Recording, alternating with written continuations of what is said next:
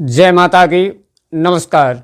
वृषभ राशि मार्च 2025 सब कुछ जानते हैं। चलिए देखते हैं कि मार्च में वृषभ राशि कैसी रहने वाली है। जो गोचर का प्रभाव है उसका प्रभाव आपके दैनिक जीवन पर क्या आने वाला है, सब कुछ जानते हैं। स्वास्थ्य, शिक्षा, परिवार, संतान, वैवाहिक जीवन, भाग्य, करियर, नौकरी इत्यादि सबका जानते हैं शॉर्टकट में। तो चलिए देखते हैं, प्रारंभ करते हैं। मैं चंद्र राशि पर आधारित आपको ये फलादेश बता रहा हूँ।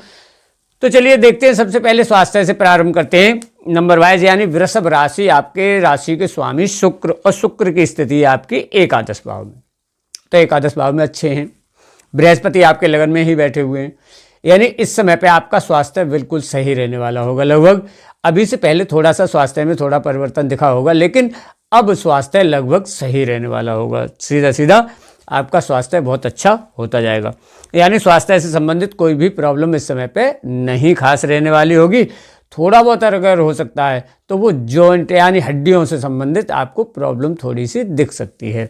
बाकी अब धन की स्थिति अगर यहाँ पर देखी जाए तो धन की स्थिति लगभग सही रहने वाली है। इस समय पे आपको एक चीज़ ध्यान रखनी है, अगर आप कर्जा लेते हैं व्यापार के लिए या किसी भी चीज़ के लिए तो कर्जा आप ले सकते हैं, बहुत अच्छा समय है। लेकिन आपको कर्जा इस समय मार्च में किसी को देना नहीं है, बिल्कुल भी भूल के भी। कर्जा अगर आप देंगे तो आपको वापस मिलने में बहुत ज़्यादा परेशानियां उठानी पड़ सकती हैं। तो धन की स्थिति देखी जाए तो धन की स्थिति लगभग सही है।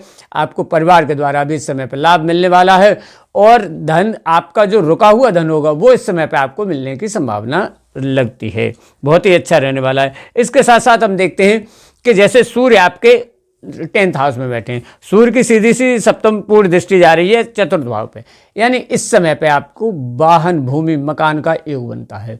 चाहे आप मकान में काम करवाएं या आप मकान लें या जमीन लें या आप वाहन लें, इसका योग बनता है इस समय पे, और आपका प्लान बनेगा भी लगभग। तो इस प्रकार का। इसके साथ साथ पंचम स्थान पर दृष्टि डालते हैं तो पंचम स्थान यानी शिक्षा, संतान और प्रेम संबंध, तो इनको देखा जाए अगर तो केतु उसी में बैठे हुए हैं, और राहु की सप्तम पूर्ण दृष्टि उस पर जाने वाली है। सूर्य, हालांकि सूर्य आपके 14 मार्च से बदल के यहाँ पे मीन राशि में आ जाएंगे तो बुधादित्य योग बन जाएगा। बुद्धि तो तेज रहेगी शिक्षा के मामले में अगर देखा जाए, लेकिन केतु इसी में बैठे हुए हैं तो थोड़े से क्या है, आपके गुस्सा बढ़ा देंगे, मानसिक तनाव आपको दे देंगे इस समय पर, और गलत संगति में आपको डाल सकते हैं, तो आपको इनसे बच के रहना होगा। वैसे बुद्धि लगभग सही रहने वाली है और शिक्षा का अच्छा रहने वाला है। शिक्षा वैसे सही रहेगी, बस ये है आपकी गलत संगति में आप जा सकते हैं, गुस्सा आपकी बढ़ सकती होती है इस समय पर।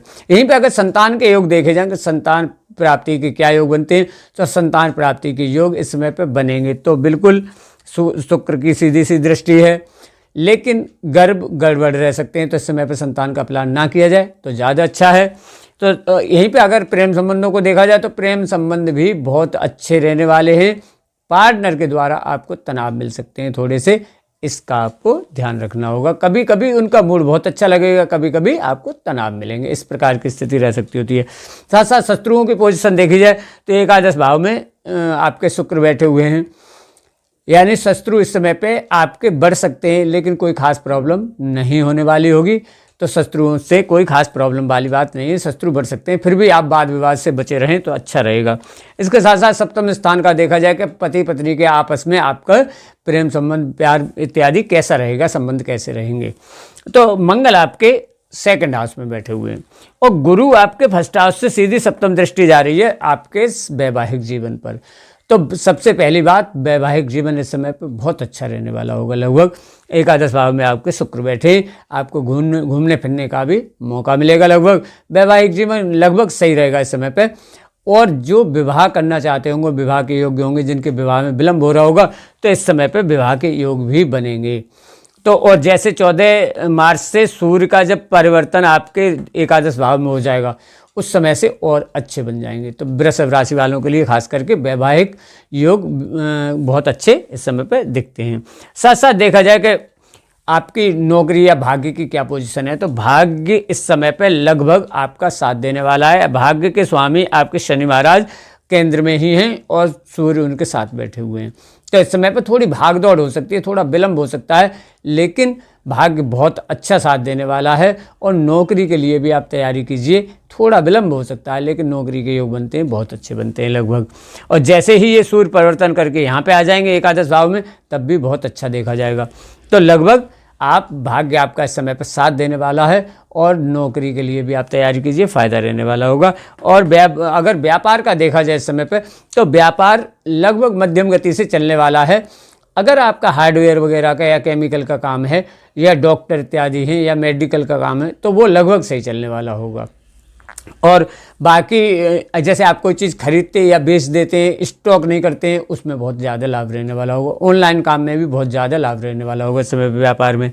और साथ साथ देखा जाए कि इनकम की पोजीशन आपकी लगभग बहुत अच्छी है। उसमें 3 ग्रह बैठे हुए हैं आपके, बुध, शुक्र और राहु, और सूर्य भी परिवर्तन करके 14 मार्च को पहुंच जाएंगे। तो यानी इनकम आपकी इस समय पर बढ़ ही जाएगी, प्रमोशन के योग बनेंगे जॉब जो करते हैं उनके, और आप जॉब भी बदल सकते हैं दूसरी जगह पे, ऐसा भी आपका परिवर्तन का भी योग बनता है इस समय पे।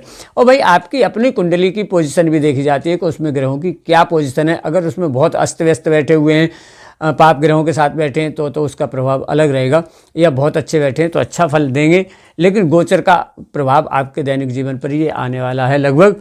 और बाकी तो यही है कि आपका लगभग बृहस्पति की दृष्टि अच्छी है, यानी इस समय पे आपकी काफ़ी हद तक शरीर को अच्छा रखेंगे, फुर्ती में रखेंगे, और बुद्धि भी इस समय पे बहुत तेज़ करने वाले होंगे। तो आप एक्टिव रहेंगे इस समय पे लगभग। और आपको वीडियो कैसी लगी, लाइक, शेयर और कमेंट भी कीजिएगा। मैं आपको इनके उपाय भी बताता हूं कि आपको अगर थोड़ी बहुत प्रॉब्लम है भी तो आप क्या कर सकते हैं। सबसे पहली बात तो यही है कि आप अपने राशि के स्वामी को मजबूत कीजिए, यानी शुक्र के मंत्र का आप जाप कीजिए, उससे आपको बहुत लाभ रहने वाला होगा। साथ साथ आप हनुमान चालीसा का पाठ कीजिए और बृहस्पति के मंत्र का भी जाप कीजिए। लग्न में ही बैठे हैं, आखिर जन्म की बृहस्पति है, तो ग्राम ग्रीम ग्रोम साई गुरुवे नमः इस मंत्र का भी आप जाप कीजिए, तो आपको बहुत लाभ रहने वाला होगा। इसी के साथ मैं वीडियो समाप्त करता हूँ। जय माता की, नमस्कार।